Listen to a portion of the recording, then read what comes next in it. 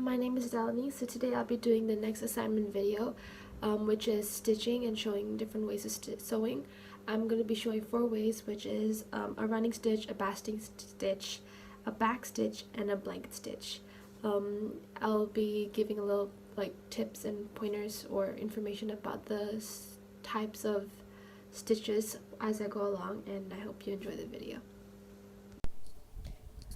Okay, so the first stitch that I'm going to be showing you is called a back stitch. So you start by pulling a thread from the back to its front and insert it into the end of the previous stitch that you have created. Then you pull the string all the way back, and to start the next stitch you put it from towards the front but leave a space the same size as the previous stitch you made. So you go back to the end of the previous stitch and again pull it all the way down.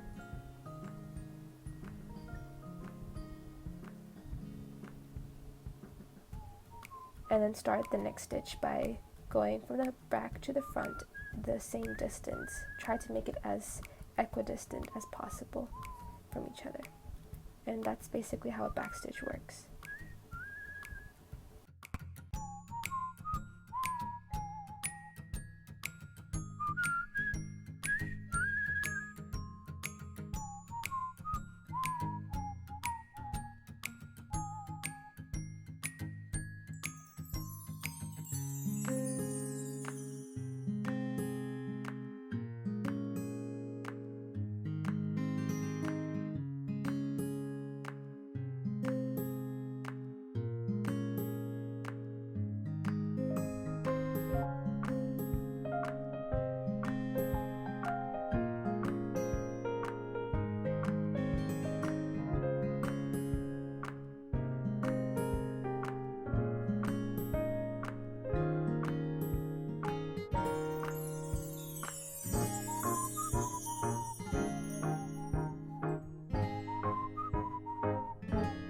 So the next stitch I'm going to show you is called a blanket stitch.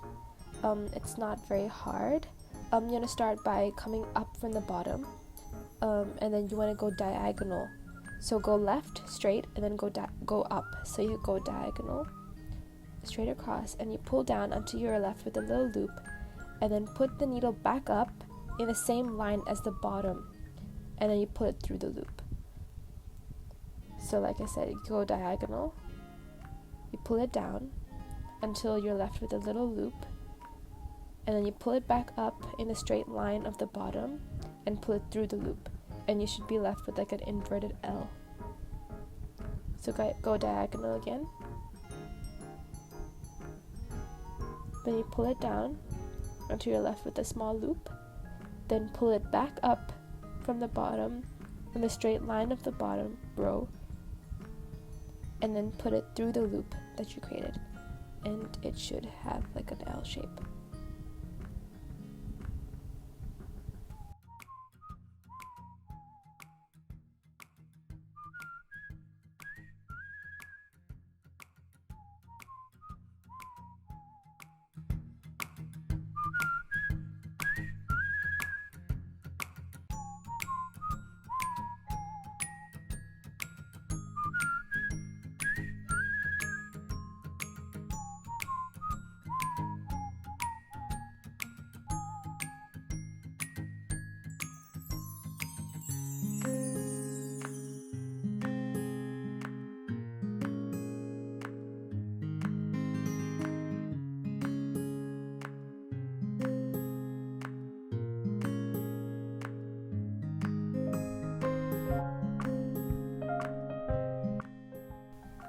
So the next stitch is a running stitch. This is much easier than the previous one.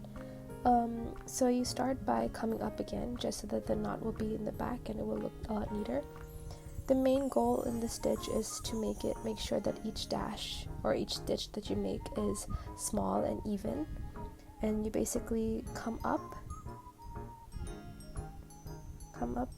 pull your thread all the way through, making sure it's not tangled, and then you pull it back down try to make it in the same length as possible, and you just pull it down all the way, and then you come back up again the same distance or as much as possible, and then you go back down again until you're left with these little dashes.